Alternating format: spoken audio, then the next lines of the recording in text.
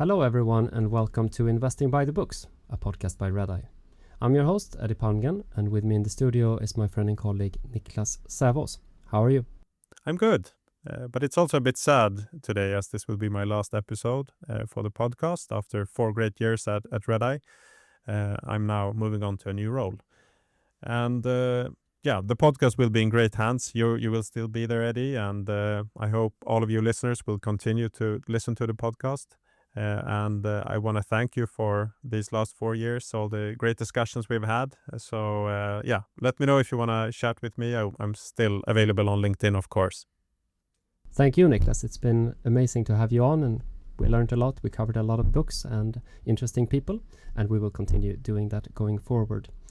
Today, we are excited to have Alex Morris on the show. Alex is the founder of TSOH Investment Research in the US, and he launched his firm in 2021 after 10 years as a buy-side equity analyst.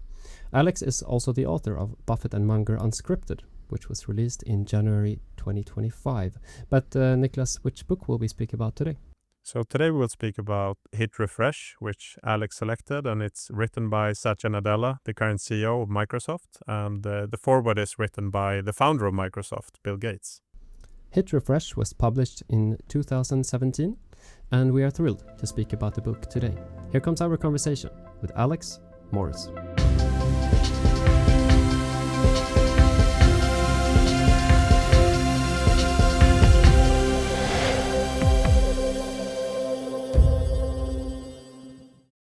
Hi, Alex, and welcome to Investing by the Books podcast.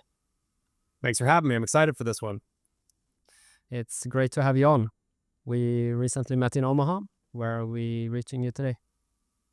I am down in South Florida, back from Omaha. It was a fun time. As I was telling you guys before we started, I actually drove with my family, which includes a 1-year-old. It was our first time doing a long drive with a 1-year-old, and I learned some important lessons along the way.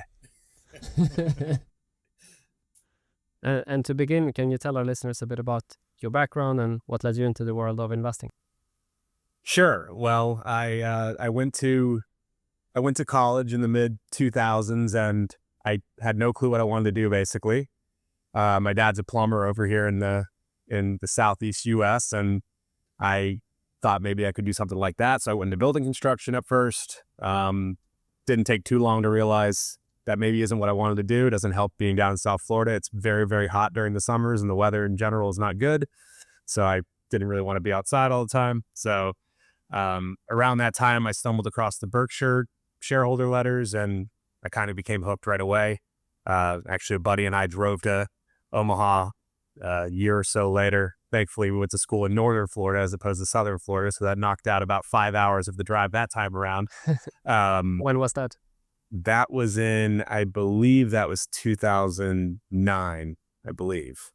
It's hard to remember. But yeah, so that was, more than 15 years ago now. And I feel like I've just been on a long journey of trying to get smarter every day, and sometimes moving more slowly at that than I'd like. But I got a job in the industry in 2011 as a buy-side equities analyst. I've been writing online for a long time about investments, and that kind of led to, in 2021, I left the industry and started TSOH Investment Research, which is basically I'm an outsourced equities analyst with 100% transparency for my subscribers. So yeah, it's been a couple of years of that now.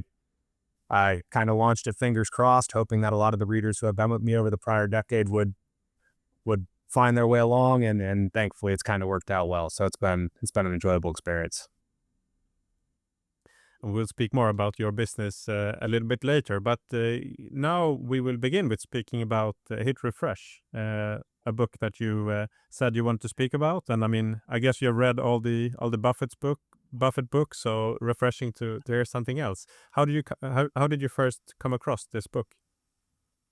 Yeah, I mean, it's funny. Microsoft is a company that is really instrumental to kind of my evolution as an investor, and a lot of what I think I've learned, and also what has kind of been reinforced in some ways over the course of the last, again, call it 15, 20 years. When I really started saving a little bit of money coming out of college and started investing, we'll say for real, Microsoft was one of the first companies that I owned. And at the time, it was very much a traditional value investment approach to the stock. And, as we'll talk about today with the book, Satya Nadella's hiring in early 2014. I'm sure I didn't fully grasp this at the time or even a couple of years down the road, but I started to really appreciate the importance of management and culture and a lot of other things that are discussed in this book. And, as it ties into the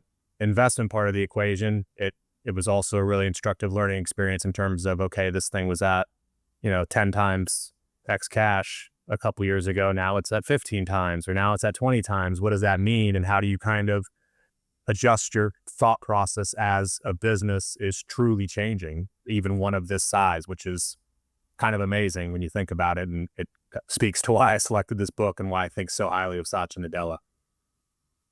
And Satya Nadella is, of course, the author of the book. I've read many different types of sort of biographies written by current CEOs, and some of them are better than others, so to speak. And what do you think makes Satya a good author? Yeah, it's funny. I think that the way you just said it is, there are some business books written by current CEOs who are going through, in this case, I think he called it, the hard process of renewal. Just to put a time frame on this, so Satya became CEO in February 2014. I checked before we hopped on. Publication date was September of 17, and obviously you can imagine it takes, or as I've learned in the last couple of years, it takes some time to write a book and to get it published and all that jazz. So, I heard him say in one interview, this is different in terms of we're in the middle of it right now. He's not 10 years past his retirement reflecting back on what went wrong and what didn't go right, or what went right. He was in the thick of it, and stock prices and everything. But I looked also in September 17 when this came out, Microsoft stock was at $70, which, today it's at $470. So some indication that a lot has continued to change over time. And maybe even at that point in time, it wasn't kind of fully recognized where the company was coming from and where they were going. So that part of it is, for me, what makes the book most unique. And I'm sure we'll get into this, but particularly around the company's server and tools business and the transition that was going on in the industry to cloud computing, and then also Microsoft's own experience with that transition.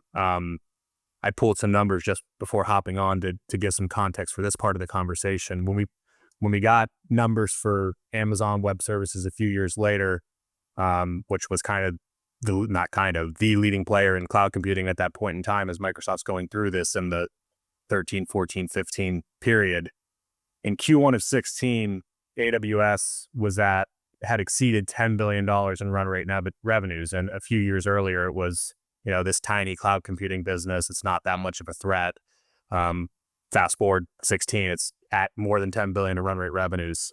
Around that time, when Nadella became CEO, Microsoft's server and tools business was a $20 billion revenue stream. So obviously 10 and 20 it's starting to become more of a problem, right? But on that 20 billion of revenue, they generated 8 billion of EBIT. So, again, as you're thinking about what's happening internally as this transition is happening, those numbers kind of speak to the incentives that they had to kind of navigate around and figure out. And the most instructive part of the book to me is Nadella talking about coming into server and tools and navigating that. And before we dive deeper into those areas, I think it would be good if you could describe a little bit more about Nadella, who he is as a person and where he's coming from. Yeah. I think in the introduction, Bill Gates writes, this line kind of stuck with me. Nadella was humble, forward-looking, and pragmatic. It's a very concise way to describe someone, but I think those three words or terms are kind of perfectly descriptive of who he is, or at least my perception of who he is. He continued, he raised smart questions about our strategy, and he worked well with the hardcore engineers.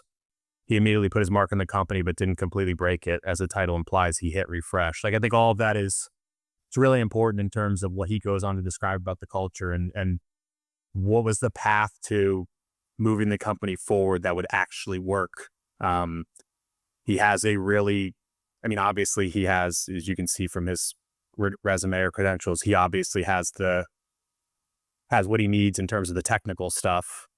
It's the people stuff and the culture stuff and the incentives part of the equation where, to me, kind of really shines. I mean, he says at one point in the book, I think it's instructive of who he is or his learnings. He says, I like to think that the C in CEO stands for culture.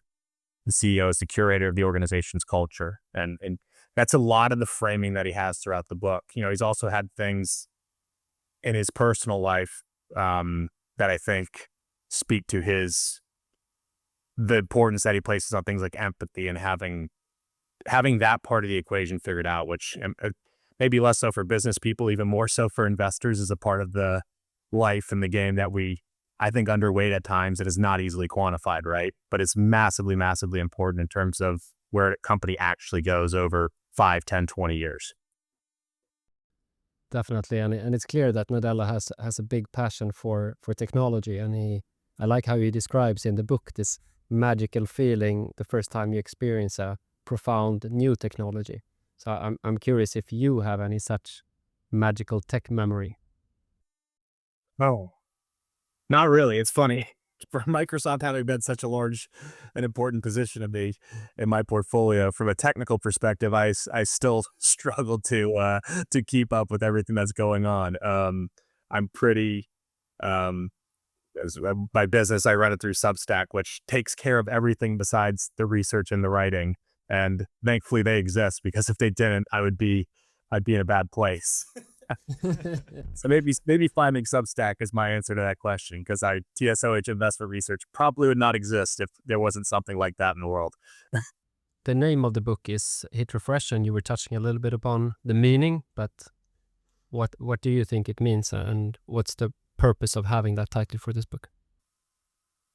Yeah, I think, again, I think it's really coming from the perspective of a cultural view of the company, more so than a question of technical prowess or obviously financial resources, anything along those lines. Microsoft was still incredibly well positioned. Nadella writes in the book, our culture had been rigid. Hierarchy and pecking order had taken control, and spontaneity and creativity had suffered as a result.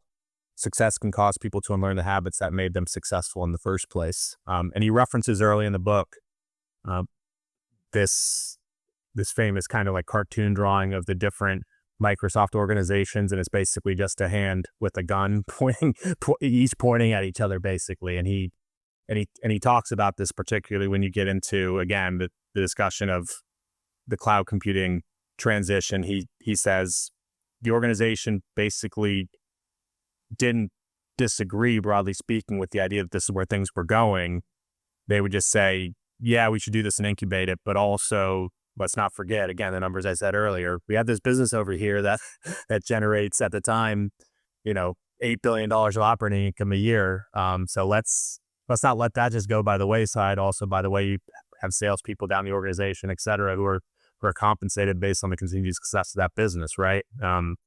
I think he came in, and as he says in the book, again, he was in a separate division, and when he was moved to server and tools, I think it was around the time, if I have this correct, Ray Ozzie was leading this effort on what became Azure over time. It was codenamed Bread Dog. And when Ray Ozzie left, he says, the one irrefutable truth is that in any large organization, any transformation that is to stick must come from within. And I think Nadella does a really good job of saying, I came into this business around the time that this is happening. But, it's not really my business, right? There's people who work in this business and who are trying to figure out how to go forward. And I could have brought the team over with me that I had been working with and people I was familiar with, but I didn't think that was the right way to do it, because, again, it has to come from within. The server and tools team needs to be the one to figure out how to move forward, and I need to be able to connect with them and show them a way for us to do this. Again, this is, as you take it back to the long-term results of the business and the long-term results of the stock, this is a massively important part of what would play out at Microsoft over the next 15 years and continues to this day, right? So it just makes me reflect and to think about, when you own a business, if you're truly going to own something long-term, well, one, how do you monitor these things or get a sense for them? But to the extent that you do, and you have a lot of conviction and that view, how does it then inform how you think about the outputs of a DCF or how it trades relative to peers or whatever it may be? Those are difficult questions to answer, especially with any level of specificity. But I think what the answer you can comfortably lead towards is that it doesn't deserve to trade at a few turns on a multiple relative to an average company, right? And that's a really important lesson that I think a lot of traditional value investors especially struggle at times to implement. Obviously, it always depends on the game you're playing and things like that, but to the extent you're truly trying to think and act long term, it's a really important lesson in there, in my view. Yeah, and it's clear that succession is a big thing in companies, and he's the third CEO ever in Microsoft, and it was not very likely, or he was not an expected CEO choice as well, right? No, it was incredibly messy, that process. And, it's been over a decade now, but I can remember at that time names that were batted around, most notably Alan Mulally, who was either the CEO or the former CEO at Ford Motor Company. And he was, I believe he was in his late 60s. And when Nadella was ultimately tapped after a pretty extended kind of public selection process, a lot of the response, at least from kind of financial press, was he's an insider and the company's not going to be able to change, which is funny to think about. He has since framed it as being an insider was kind of a beneficial thing, because I could point to the company and what was wrong and what needed to be fixed, and I wasn't pointing back at other people. I was pointing at myself to some extent. Yeah, I can remember at that time. It's funny. I've tried to find this so many times. There was a blog post written by an individual who had sold a business to Microsoft, and Nadella's division was basically they were the ones that were acquiring this company. And this individual wrote a blog where he said basically the things that are being said about Satya Nadella completely underestimate who he is and what he can potentially do in this role. And yeah, in hindsight, that gentleman was, I'm sure he was already quite wealthy because he sold the business to Microsoft. If he bought some shares or held some shares as a result of that conclusion, that has worked out well for him. Yeah, I mean, speaking about culture, one of the best definitions that we have heard, and I think Niklas agrees with me, in episode 53, we spoke about lessons from the Titans. Maybe you're familiar with this book, but they really describe culture as an output and not an input. You can't say we're going to have this culture and then it happens. Rather, it's an output of how management behaves and the incentives you put in there. And I think Nadella is really like proving by going first, and he's really strong on, for example, empathy, which is quite unusual. How important do you think that has been in the business? Yeah, I think hugely. I think to that point, he says it in terms of strategy, but I think it's perfectly applicable to culture as well. He says something along the lines of, if the leadership team is an inch apart on strategy, by the time it works its way down the organization, you'll end up miles apart in terms of. I think it's a very similar idea. He also says things like, and it's a quote that he kind of took from the CEO of LinkedIn at the time of the deal, but he says, I think it's consistency is trust, basically. Again, a lot of these things are, it's similar to my love for Warren and Charlie. A lot of the things are pretty straightforward, and concepts that are not that difficult to grasp. But to do these things consistently over long periods of time, and that part is more difficult than it appears, I guess, because there's not too many companies or leaders that are like these people, at least in my view. And what do you think we can learn from Nadella when it comes to incentivizing people in an organization? Yeah, I think you need to, again, most notably in terms of what happened at Server and Tools, when you come in, and I think the Gates quote hits at this right in terms of didn't completely break it, kind of refreshed it. You start by understanding where they're coming from and ensuring that they're kind of along for the journey and can appreciate the changes that are underway. And obviously, to the extent that you can alter incentives and compensation structures to align with that, that's a particularly effective way to get people to see where you're trying to go. Yeah, and again, I think the example of him coming over from the Bing team and not just bringing his top 5 people and putting them into the most important roles and basically saying, "Hey, you guys work for us, just do what we say." It's a really notable example of that same idea. And it's very little in terms of sort of monetary incentives. I don't think Nadella speaks a lot about sort of the monetary incentives, more that sort of people needs to feel that this is the right place to be where I can really make a change, and sort of inspiring them to do what they really want, and that sort of give them the freedom to do what they want inside Microsoft was quite clear. Yeah, it's one of the main things he said, right, in terms of the cultural stuff that we were talking about before.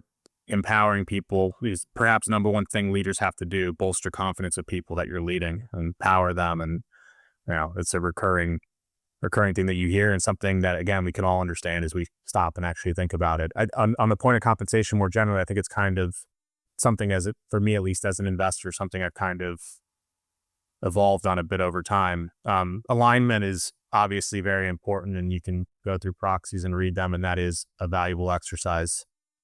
There also is, in my view, as I look at someone like Satya Nadella, and again, these people are all incredibly wealthy, so that helps.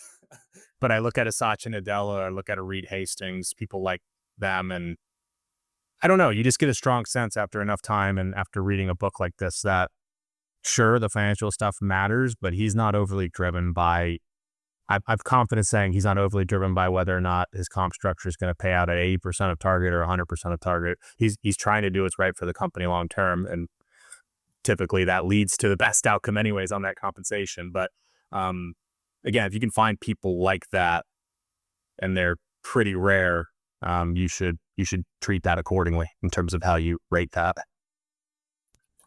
Do you have any other lessons from Nadella when it comes to his leadership style?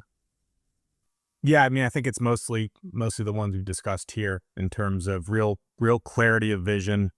I liked in his when he first became CEO, he sent an email to the organization where he did a really good job of, again, like kind of clearly stating his view of where they were trying to go, and making that evident to the people throughout the company. It's obviously a huge company, right? And he said, while we have seen great success, we are hungry to do more.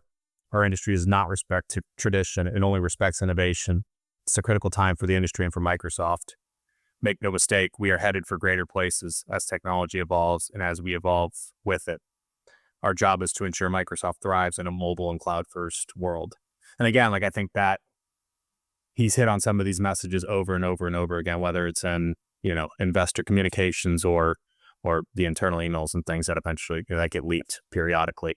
There's a real clarity of where the company is trying to go, and the things that they're trying to do to get it there. And I think that's incredibly valuable, as opposed to a lot of stop-start type activity that you can see at businesses, particularly publicly traded companies, as they try to navigate earnings and things like that. And as you said before, the book was published in 2017, and Nadella talks about Microsoft's 3 big bets: mixed reality, AI, and quantum computing.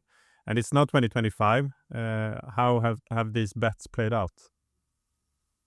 Yeah, it's funny. That's one of the parts that, as I went back and reread it, I'm appreciating now that this stuff was getting talked about a lot more even 5+ years ago. And I, again, maybe due to my lack of technical prowess, it kind of went over my head a little bit, and I didn't really pay too much attention. I mean, obviously things have changed pretty meaningfully here in the last couple of years. I think some of the things that he talks about, it still seems like Microsoft's position in those markets is still either very early, or they're not kind of leading that move. There's other things like the section on AI where you step back and go, again, he was probably writing this in 15 or 16. And now you can look back with a decade of hindsight to kind of judge where he thought things were going. And he had a pretty good idea of where things were going, which is really impressive. And as we know subsequently from, OpenAI deals and stuff like that. So, it's the part of the book that for me it's still interesting, but it's not, it's really the front part of the book where he talks about his journey at Microsoft, where I think there's really a ton of value. But yeah, some of some of the stuff in the back, to the extent that you can understand it, is pretty interesting too. He's a very smart guy.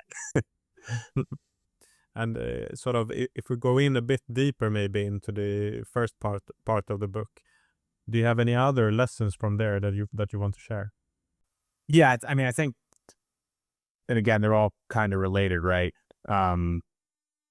This idea of transformation and change at companies, and how it's dealt with, and how that really feels inside of an organization. And from my perspective as an investor, I've seen it here in this business to some extent. It was a little bit earlier in my career, so I was not as seasoned, but I've now seen it also in the media business with Disney, Netflix, and all those players. And I've watched how those companies and CEOs have tried to navigate that and the decisions they've made along the way. And more often than not, the lessons learned there have been on the opposite side of the coin of Microsoft's successful transition.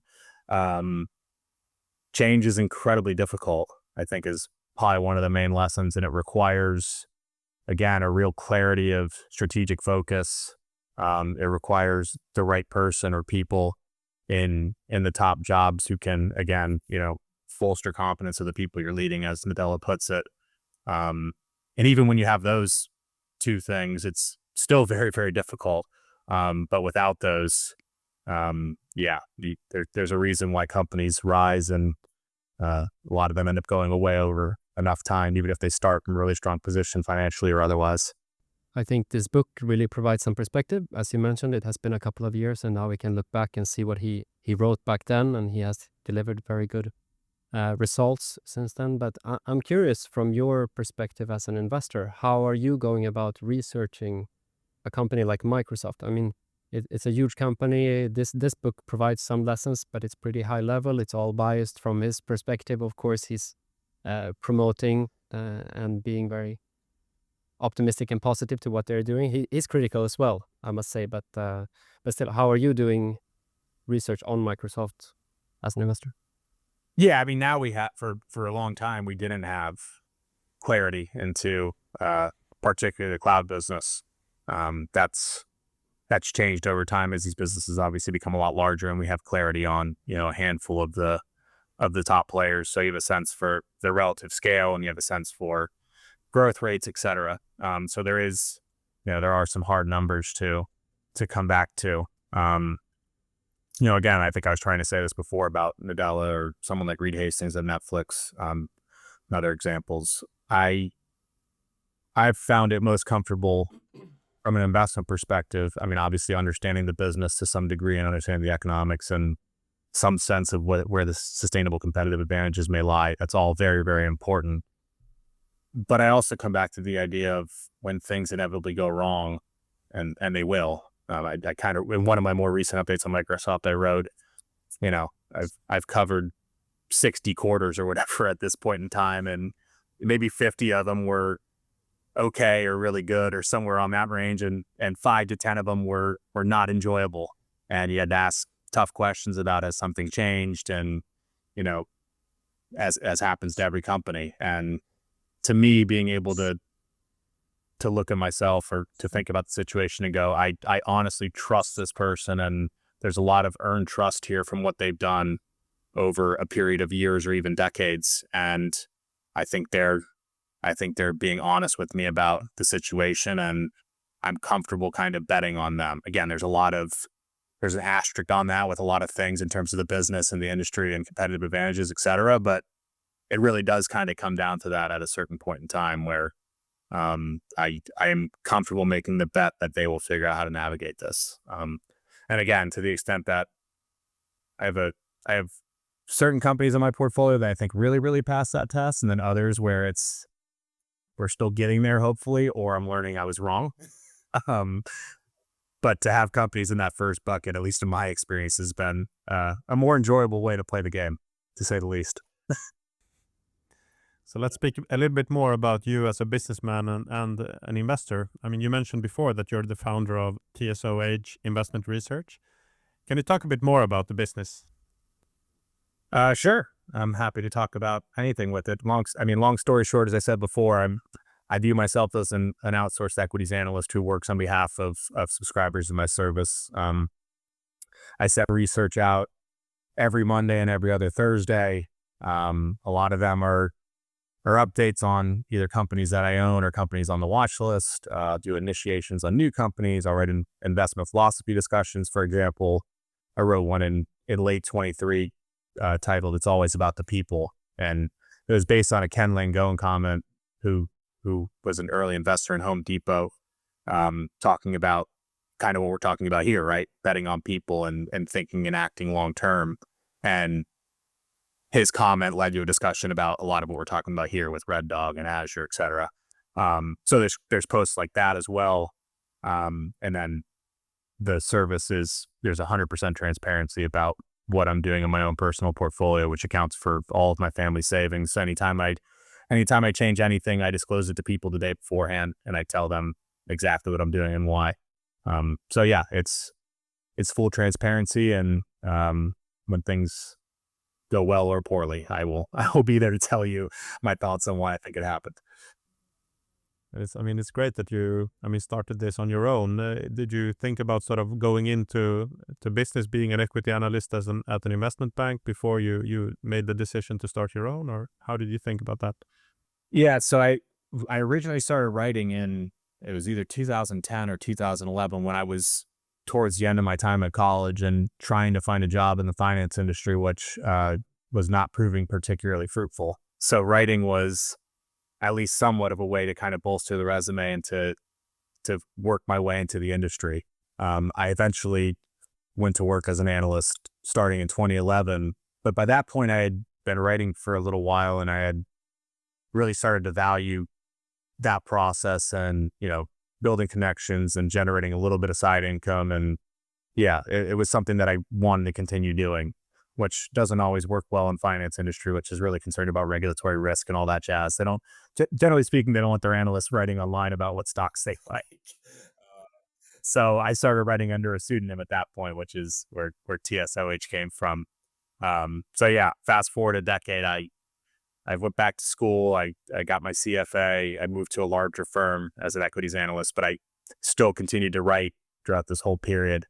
And as we got to 2020 and COVID and all those things, I looked around and saw, Ben Thompson at Stratechery, some finance-focused ones, Scuttle, Blurb, MBI, and I thought maybe there's an opportunity to take the writing that I'm doing as a side gig and make it my full-time job and my career.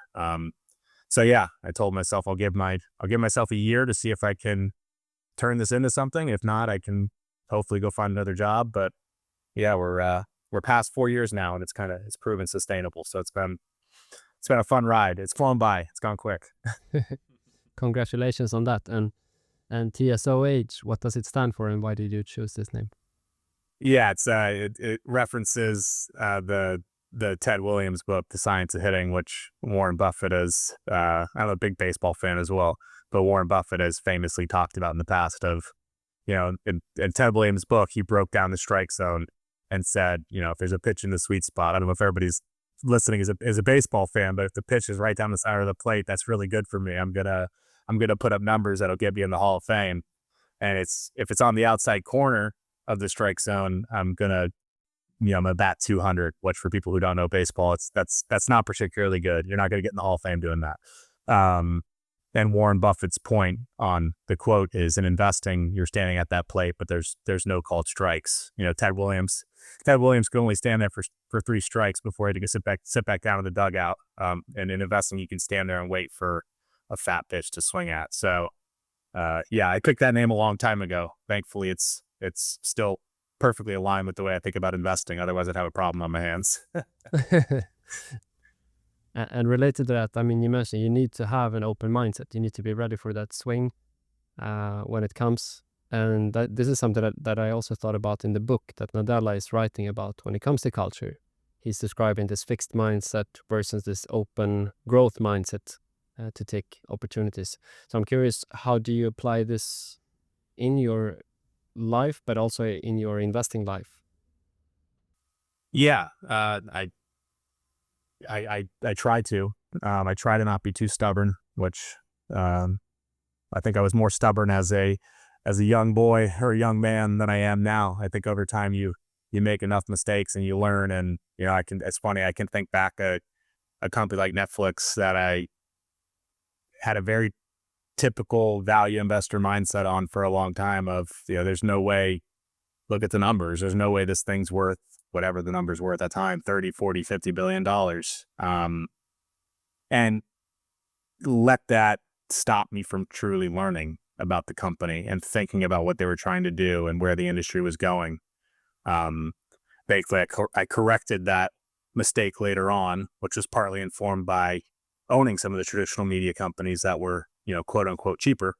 And I eventually got over the hurdle and bought Netflix, which has made up for some of those other mistakes. But I think that's an example of it. I've tried to stop being flippant or, prejudging things without actually doing the work. There's a restaurant concept a fast casual restaurant concept in the US called Kava, which has been a stock that is done. I mean, it's done reasonably well since they IPO'd, but it was one of those names where, this company is going to go public. It's the Chipotle of XYZ food category. And as a value investor, the typical response is, this trades at stupid valuation, et cetera, et cetera.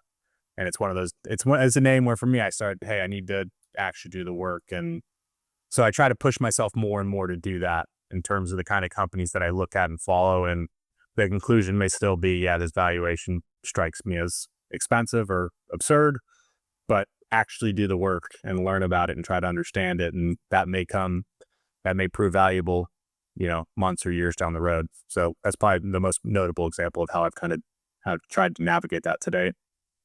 And is that something you do in a structured way, or is that more your curiosity driving you? It's more curiosity. I tend to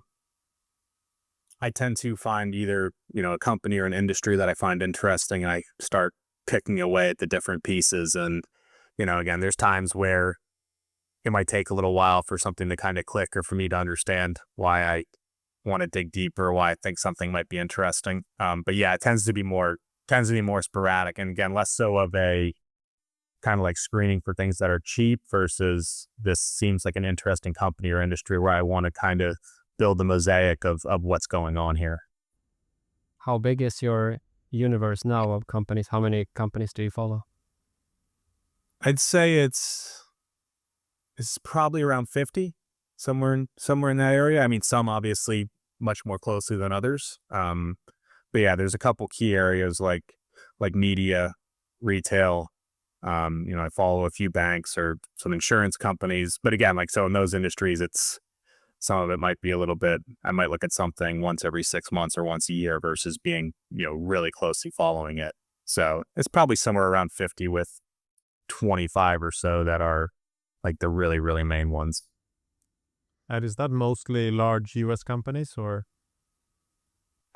Historically, it has been, and it was kind of informed by the role that I was working in when I was an equities analyst, and that was kind of the focus of the firm that I was working for. Over time, I've really tried to shift that and to push myself to widen it. So it's certainly widened more over time. It's still mostly US focused, but yeah, it's been a move. I wouldn't say not micro cap and things like that, but definitely trying to open up more of the kind of small and mid part of the pie.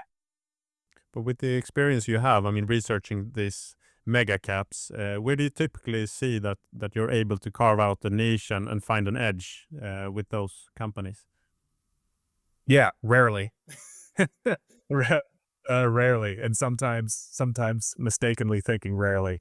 No, a lot of it I think comes back to kind of what we're discussing here, getting a feel for a company or an industry, or I mean both, and kind of understanding what the strategy is and how it's changing in a lot of cases. I mean, a really notable example for me is Dollar Tree, which is a retailer here in the US that's become a meaningful part of my portfolio. And I've basically followed it at this point. I've probably followed the company for a decade, and I never owned it until, and again, people can check this at TSOH, but I think it was some point in the middle of last year or late last year. So again, I have a history there, and I had thoughts on management and the strategy, but it wasn't something that I acted on for a really long time. So I guess that level of patience and kind of really knowing the 10 areas, basically 50 companies across, call it 10 different areas where I really think I have some thoughts on where the business might be going and what it can potentially do as things change over time. Again, like media is another notable example. I was very wrong on Netflix for a long time, but continued to follow the company. And then when things happened in 2022 and people had views about how the industry was developing, my conclusion, again, partly informed by owning the other media companies and seeing how their hand was evolving, my view was almost the exact opposite in terms of this actually is going to be hugely beneficial for Netflix over time. It is a shakeout, but so that's kind of those are the places where I've had kind of the most success, where I've followed something for many years. And I think maybe when I finally make a decision, I'm coming at it from a slightly different perspective than someone who might already be invested in the company or just sold it and has sworn it off to never own it again. Yeah, and then they sometimes become out of favor, these kind of sectors. And at Red Eye, we're about 20 equity analysts covering different themes or sectors as well. And it's always about trying to find that edge, as you mentioned, Niklas. And what we are always challenging ourselves to do is to do more active work and actually speak to people in the company or ex-employees or the competitors and so on. Are you also able to do some of that kind of research, channel checks?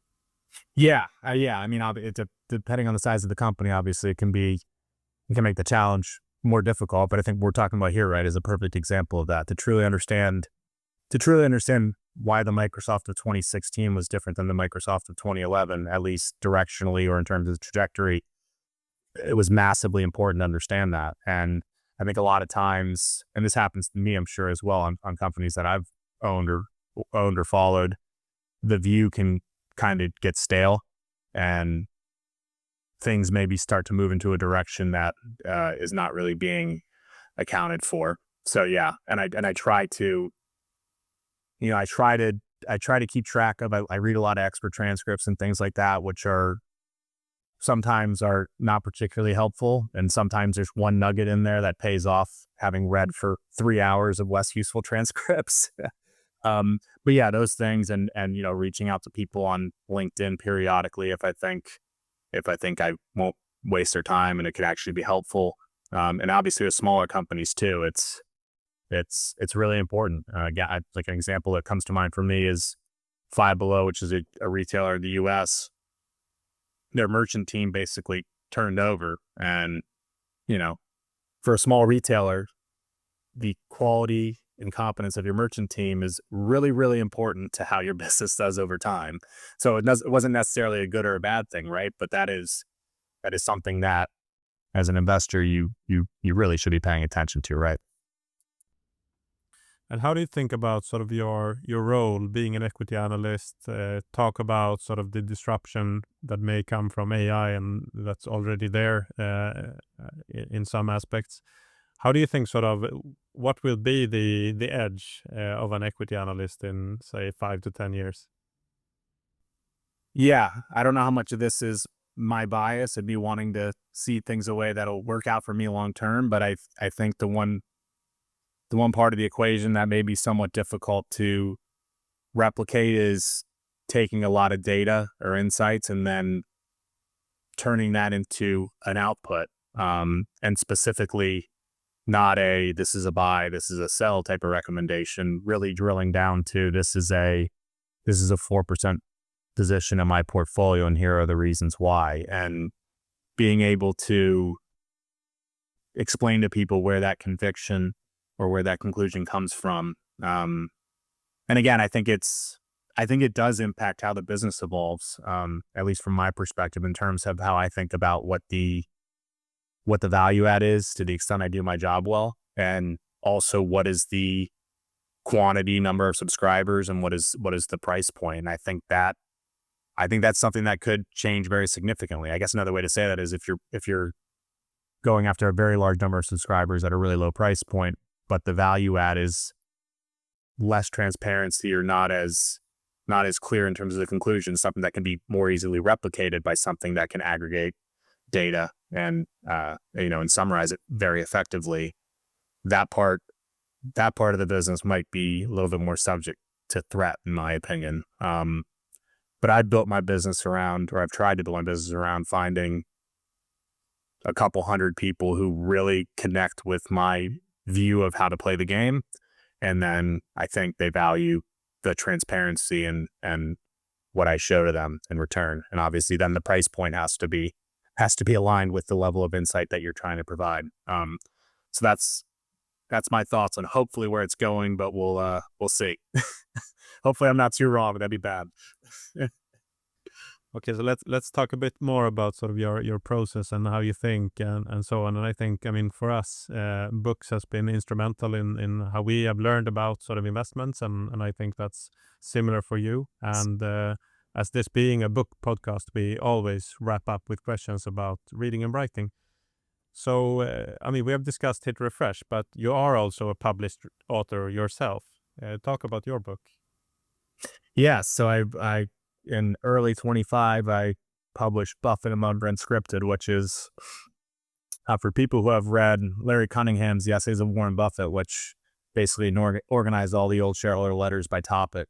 That was a book that, going back to that period in the 2000s when I was in college and first stumbled across the Berkshire letters, that was one of the first books that I read, except for Peter Lynch. And it's a book that I still come back to a lot. I mean, it's just so much knowledge and insight presented in a way that's so clear, and it can be useful for somebody who's really early in this journey of becoming an investor. And it's also incredibly useful to someone who's 30 years into this journey.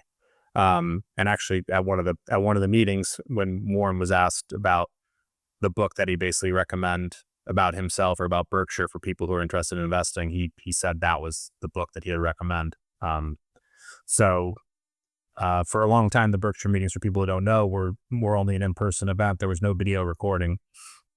And in 2018, in connection with CNBC, I believe, Berkshire released all the meeting videos back to 1994. So I didn't get started on this right away. I was hoping somebody else would do it. But after a couple of years, I was like, I really think there's an opportunity to do something that's similar to Cunningham's book. And at first I was going through it and using a lot of this for TSOH Investment Research in terms of a lot of these philosophy discussions and things like that. But as time went on, and I eventually got hooked up with Harriman House, and wrote to Warren and asked kind of for permission to do this, because it's almost 98% of the book is their quotes and comments. There's very little from me that's been added here outside of introductions or some of my work at TSOH. So I reached out to him and asked for permission to do this, and I'd said I'd give half of the net proceeds to Glide, which is a charity that he supported over time with the lunch auction that he did for about 20 years. So I hope that would be sufficient for me to move ahead with this project, and thankfully they said it was okay. So I really got to work, and yeah, I don't know how much time it took Satya to write his book, and I think he's probably busier at his day job than I am. But it was a process. But it was obviously very enjoyable. Like, I love the subject matter, and the response has been really good. As I kind of said a moment ago, like, I wanted it to be useful for the person who's like me, almost 20 years ago now, who's just kind of getting their feet wet and learning about investing. But I also really wanted the person who goes, I'm a massive Warren Buffett and Charlie Munger fan. Why would I ever need this book? I've heard it all before. I wanted that person to pick it up and go, wow, there's a lot in here that I've either haven't heard before or forgot, or it's just really a value add for me as well. And that's probably been the part of it that's been the most exciting for me. I've gotten a lot of feedback in terms of, hey, I didn't think this is going to be valuable for me, and it actually was really valuable. So that's been good. That's great to hear, and we highly recommend everyone to buy the book, of course, even though we didn't speak about it today, but you have done a number of podcasts about it, and we recommend those as well, and it was fun speaking about Hit Refresh now. But I'm curious, you mentioned that you wanted someone else to pick up this big project. Are there any other books that you would not like to write yourself, but you would like to read them? Yeah. Well, I mean, I think Warren has teased. He's been asked about this before, for sure, about potentially writing a book. I think he's typically said he probably wasn't going to do it. I hope he did. I hope he does. That'd be fantastic to have. Yeah, I mean, I think books like Hit Refresh, again, in my experience I kind of agree with Nadella. A lot of the business books I read have kind of more come from the perspective of here's something that happened 5, 10, 20 years ago, or here's, a great success story or a great failure. To me, there is something incredibly valuable about someone who's in kind of the heat of the moment, writing and navigating that in real time. That, again, it's hard to, especially at bigger companies. I think as an investor, as an outsider, even to the extent that you really want to get a feel for like the heartbeat and the culture of an organization, it can be really difficult at times. So these kind of books are incredibly valuable in terms of, really understanding how does a culture change as a company goes from its founding to tens of thousands of employees, and how do the incentives work inside of an organization like that. It's stuff that's kind of fascinating that, again, in my experience, you don't really get to see very often. So I'd love to see more books like that. Yeah, it's not standard in regular sort of quarterly conference calls to speak about these long-term things, but actually that's what matters for really long-term investors. So I really agree. And besides Buffett, Munger, and Hit Refresh, what other books or people have shaped your thinking as an investor? Well, I mentioned before Peter Lynch. I mean, this is going back almost 20 years now, but I really a mindset of thinking about a stock as a business, right? Something that Warren has said many times, but I think Peter Lynch, to me, kind of really gets that across in One Up on Wall Street or some of those other books. I think they're really approachable, and they give you a reasonable starting direction for thinking about. I mean, again, there's many ways to play this game, but one of the ways to play the game, and one that kind of aligns with how I look at the world. So I think those are great. I'm looking at my bookshelf now to see what's here.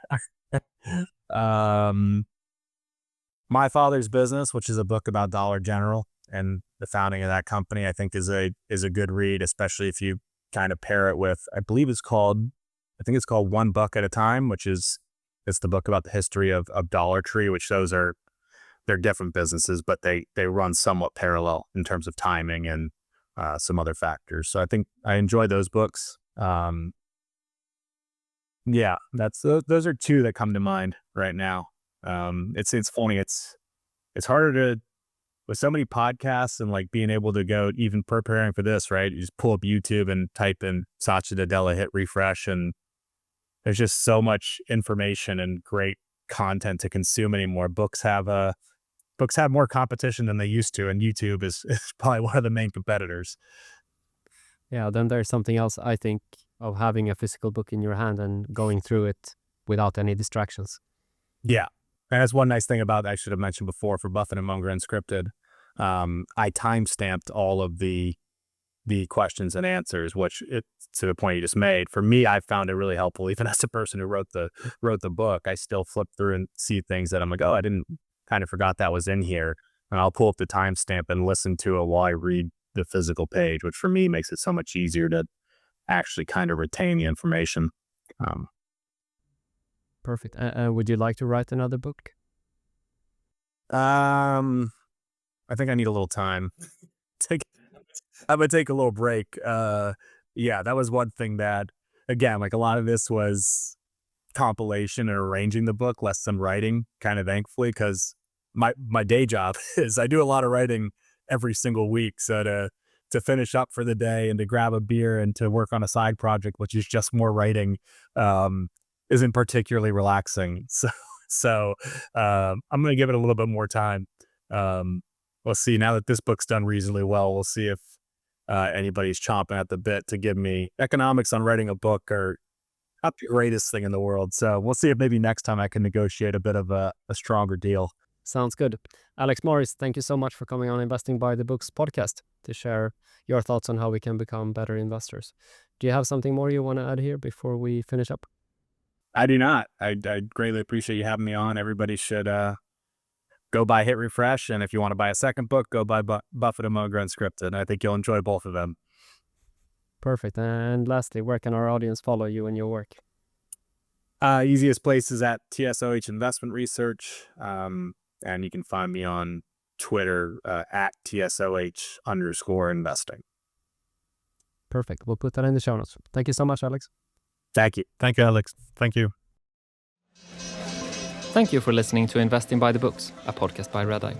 Follow us on Twitter at IB_Redeye and email us at ib.podcast@redeye.se. To improve, we'd love to hear your feedback, so please rate and review us.